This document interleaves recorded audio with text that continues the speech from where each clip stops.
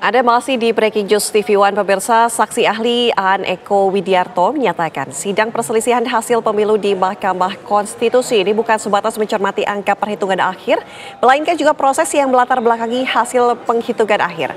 Ahli Hukum Tata Negara Aan Eko Widiarti menegaskan bahwa hal ini saat diminta pendapatnya di sidang lanjutan perselisihan hasil pemilihan presiden di Mahkamah Konstitusi pada Selasa, 2 April.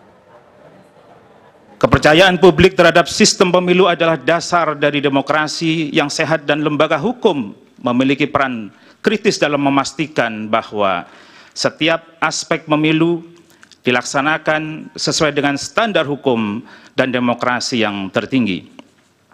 Keadilan dan integritas pemilu harus dijaga bukan hanya untuk menghormati prinsip dasar kedaulatan hukum, tetapi juga tentang memastikan bahwa nilai-nilai demokrasi tetap terjaga. Keseimbangan antara perlindungan hak individu dan kebutuhan menyelenggarakan proses pemilu sangat penting untuk menjaga integritas proses pemilu di samping juga menghormati kehendak rakyat. Makna memutus perselisihan tentang hasil pemilihan umum menurut ahli adalah memeriksa dan mengadili perselisihan antara peserta pemilu dengan KPU mengenai proses perolehan jumlah suara dan hasil perolehan jumlah suara peserta pemilihan umum secara nasional. Apa yang dimaksud proses perolehan di sini? Menurut ahli adalah mahkamah memeriksa dan mengadili proses memperoleh suara dari adanya pelanggaran yang belum, tidak dapat, atau tidak ingin diselesaikan oleh penyelenggara pemilu. Ada dua pelanggaran. Pelanggaran yang tidak dapat ditolerir, intolerable condition, dan atau pelanggaran yang dilakukan secara sistematis, terstruktur, dan masif.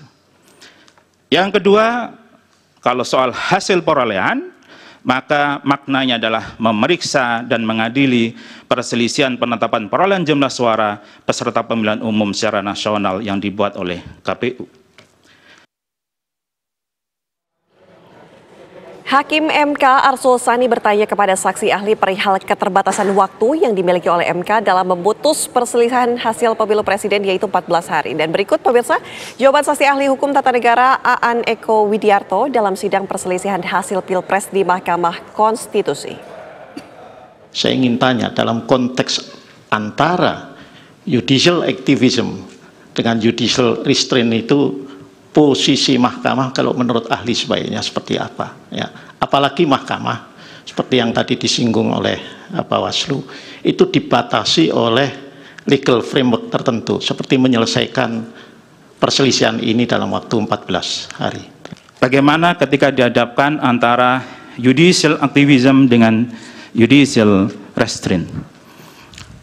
Bagaimana posisi Mahkamah Konstitusi? Mahkamah dalam beberapa putusannya memang kadang-kadang mengambil posisi judicial activism, tapi kadang-kadang mahkamah mengambil posisi judicial restraint. Saya pernah meneliti soal rasio desiden di mahkamah ini, tapi dari sisi benang merahnya saya melihat Mahkamah Konstitusi berani melakukan judicial activism ketika terjadi tanda kutip kedaulatan hukum. Ada sesuatu yang sangat mendesak di bidang hukum yang mahkamah harus hadir.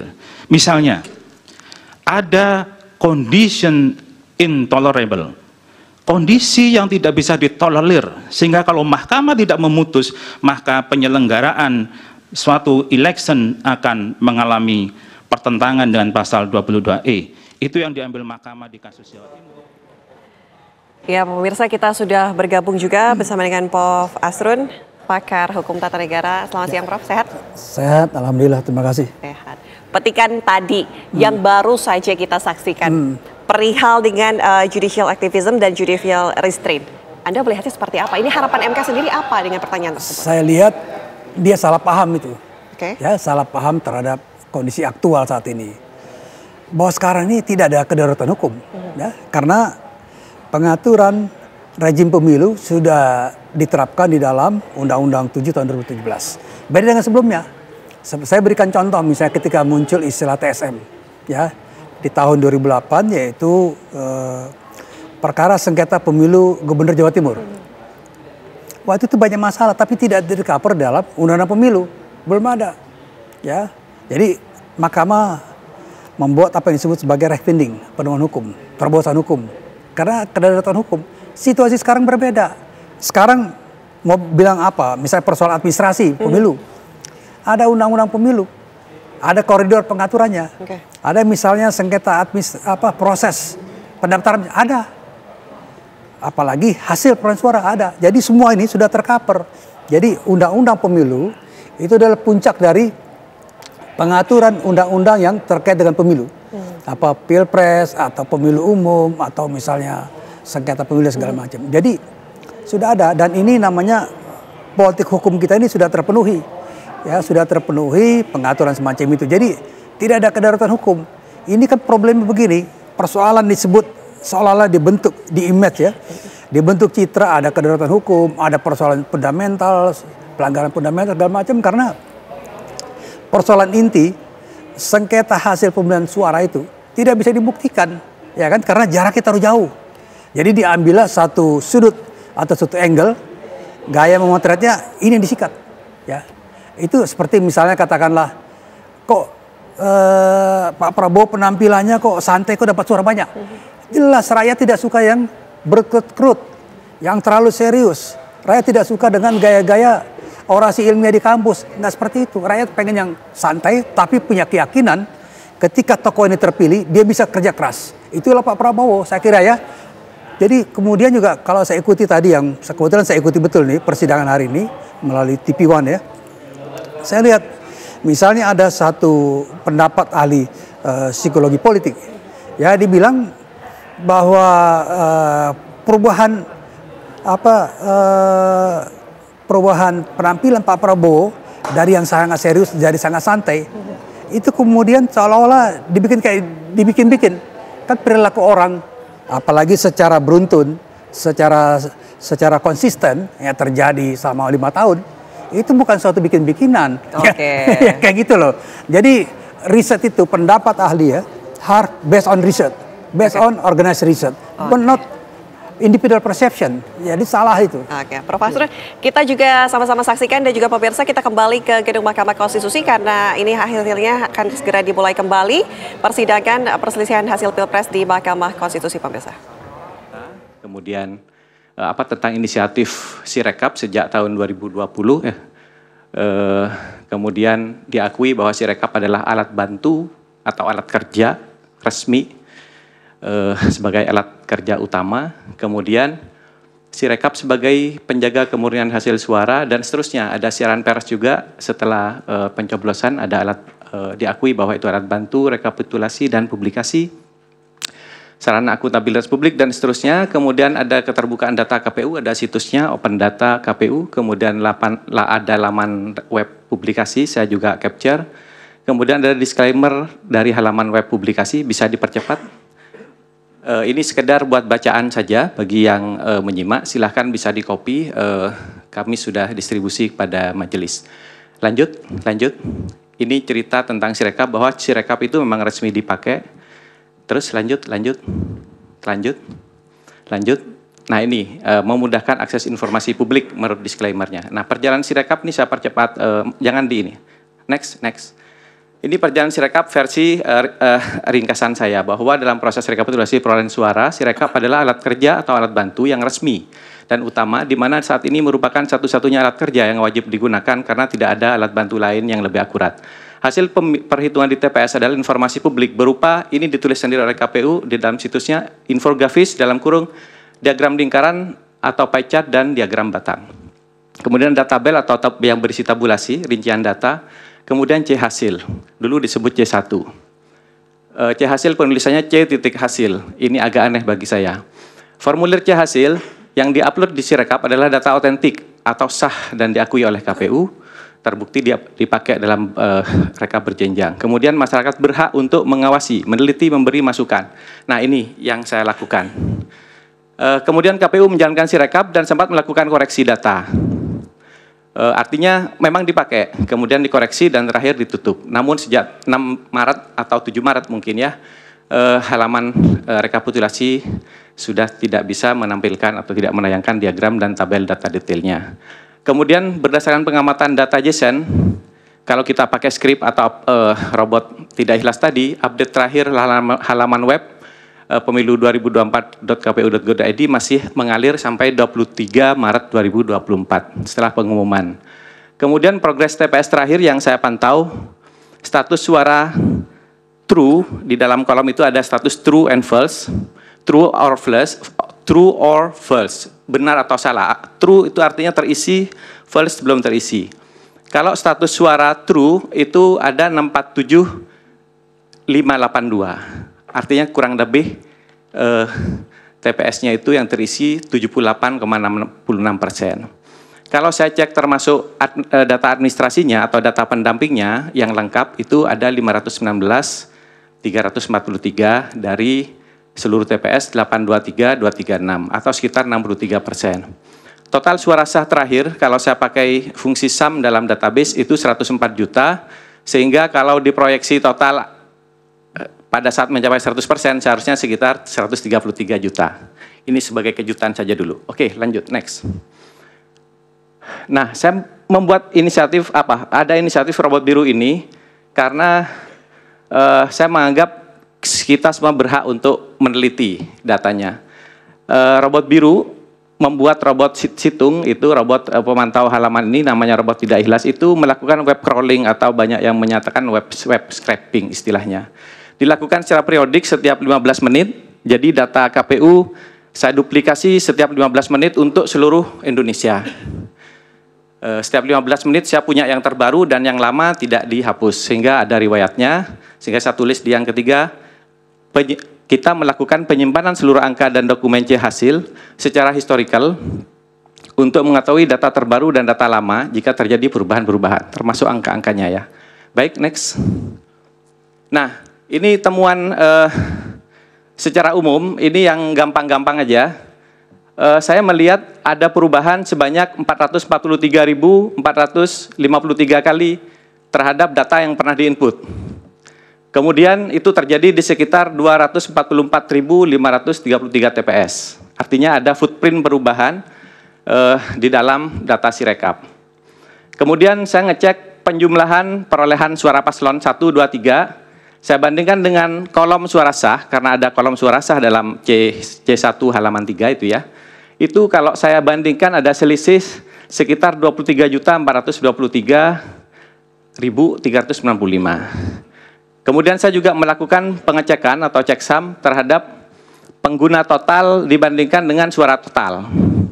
Itu ada terjadi selisih di atau tidak sama di 32.000 hampir 33.000 TPS. Kemudian pengguna total dan seterusnya mungkin saya nggak perlu baca. Yang cukup fantastis di sini, seandainya dalam foto C1 itu ada tanggal ya, menunjukkan tanggal di situ adalah tanggal di fotonya C1 atau C hasil, maka di situ yang melewati tanggal 15 ada 324.000 kalau nggak salah, itu lebih ya, saya kurang kelihatan dari sini. Jadi ada upload foto yang sebenarnya diambil fotonya itu sudah melewati tanggal 15. Nah ini checksum yang agak umum, itu bisa dilihat ada perbedaan suara sah dan sebagainya yang sangat fatal, ada 23 juta lebih.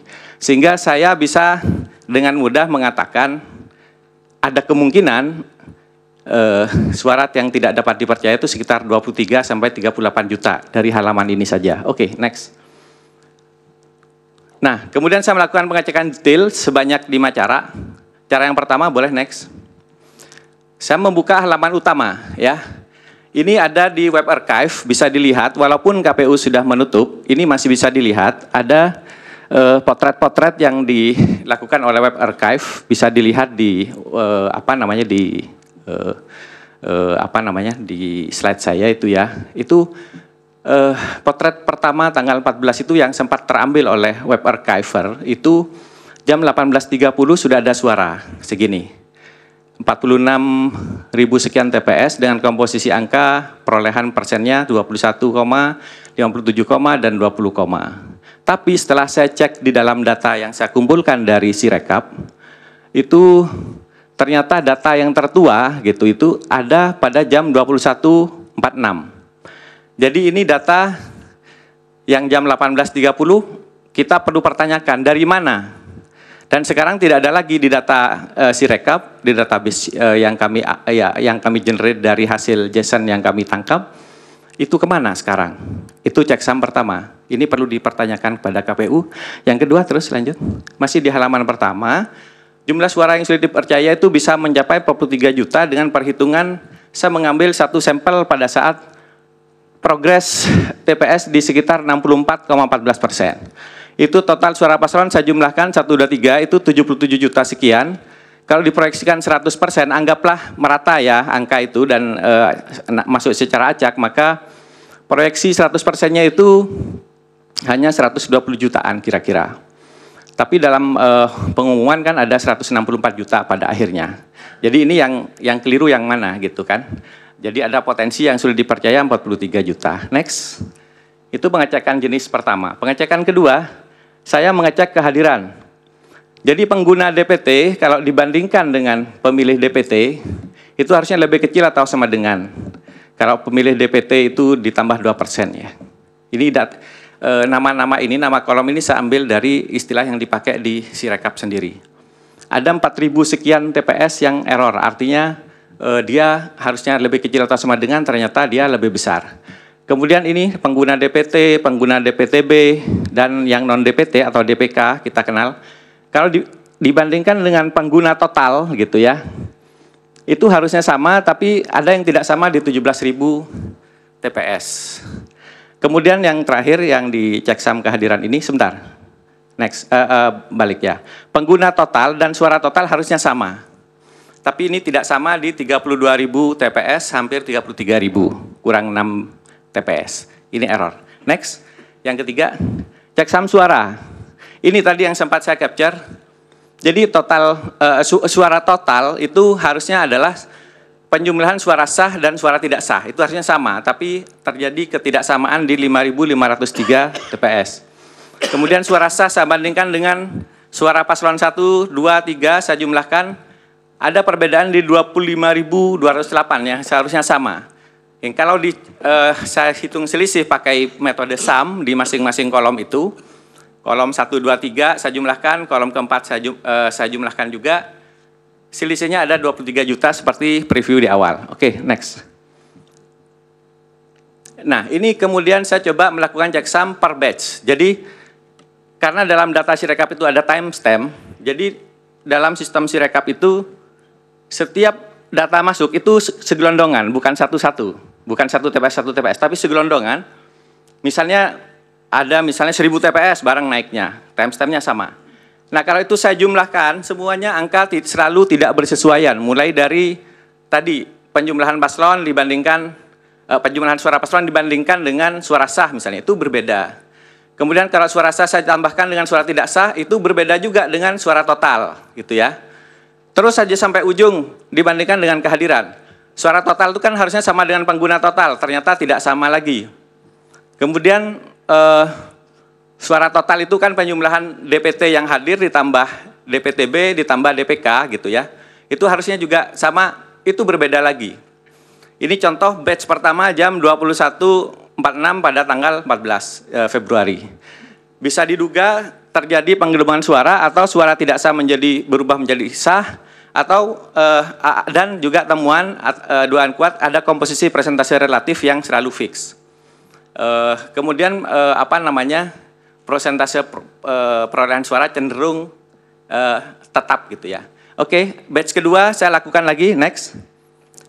Hasilnya kurang lebih sama. Jadi masih seperti itu, semuanya nggak nyambung sampai belakang, mulai dari kehadiran, suara total, suara sah, dan penjumlahan suara paslon, semuanya nggak sama. Setiap saya kelompokkan per timestamp. Terus yang ketiga ini contoh nih. Bisa dilihat mulai langkah 1 sampai 6 semuanya hasilnya begini. Batch 3. Next. Nah, sama ya. Terus next lagi. Ini kalau keseluruhan saya cek akan seperti ini. Sampai 950 kali batch. Baru berhenti. Semuanya seperti ini kecenderungannya. Itu. Kecuali ada satu pernah 20% di paslon 2. gitu ya, 1 kali antri. Sisanya kurang lebih seperti ini, 56 sampai 58, ada 60 sedikit. Gitu. Pokoknya selalu begini komposisinya, dan kalau paslon 1 dan 2 dan 3 di jumlah cenderung tetap. Kalau paslon 1 lagi naik, paslon 3 turun, dan sebaliknya. Next, terus. Ini polanya. Saya melampirkan ini, ada filenya, sudah saya kirim kemarin. Oke, next. Next, jadi ada pola di sini. Kelihatan nggak pernah ini ya, nggak pernah berubah dalam tanda kutip, nggak pernah, karena hanya 1 kali dia tidak sekian angkanya. Terus. Next. Saya masih ada berapa menit? Nah, ini checksum tentang footprint-nya. Idealnya, kalau benar kerjanya, 1 TPS itu KPPS mengupload 1 kali selesai recordnya untuk Pilpres ya. Tapi kenyataannya ada banyak kesalahan dan diakui sendiri. Ya, sudah, waktunya sudah habis. Oke, baik. Ada pertanyaan untuk pemohon, kuasa hukum pemohon? Silakan. Ada yang mulia, saya minta Saudara Heru memulainya. Terima kasih yang mulia. Baik, terima kasih yang mulia. Pertanyaan untuk saudara saksi. Yang pertama mungkin untuk memberikan mahkamah deskripsi mengenai metode saksi dalam memeriksa sistem Sirekap secara web crawling. Mohon bisa dijelaskan secara singkat kepada mahkamah apa itu web crawling dan apakah itu dilakukan secara front end atau back end. Ya, itu pertama. Yang kedua, saudara saksi tadi mengatakan bahwa melihat beberapa pola di mana Sirekap itu memberikan data yang berbeda ketika form C hasil itu diupload pada sistem Sirekap. Bisakah saudara saksi memberikan kesimpulan singkat supaya mahkamah bisa mengerti bahwa apakah ada sifat kesengajaan ataupun ada beberapa kesalahan-kesalahan pada Sirekap yang dapat saudara saksi utarakan di dalam sidang ini. Terima kasih. Yang mulia izin, boleh saya langsung jawab biar tidak lupa. Nanti digabung sekalian. Oh ya. Yang mulia, saya masih akan teruskan beberapa pertanyaan kepada saksi ini. Silakan. Baik, makasih. Saudara saksi melanjutkan kolega saya tadi, saya ingin menyampaikan beberapa pertanyaan kepada saudara saksi. Yang pertama, saya ingin apakah saudara saksi menemukan anomali hasil perhitungan suara berdasarkan Sirekap?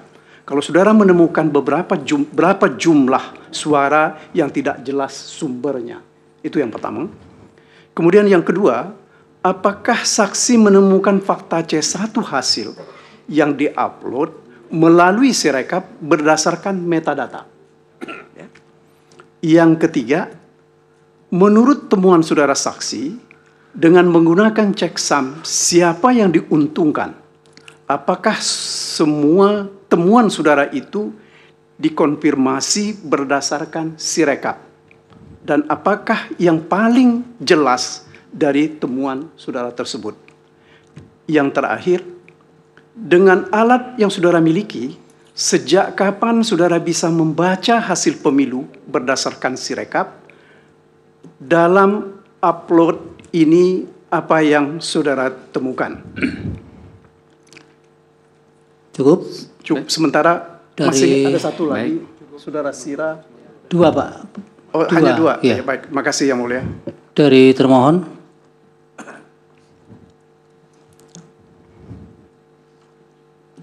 Terima kasih majelis, kami tidak mengajukan pertanyaan. Nanti log activity berkaitan dengan perubahan-perubahan di Sirekap akan kami jadikan alat bukti tambahan. Terima kasih. Dan kalau bisa Bapak ajukan saksi atau ahli yang bisa menjelaskan ini, Pak. Baik, terima kasih. Dari pihak terkait silakan. Ada yang mulia satu. Ada satu yang mulia. Kami tidak panjang ya.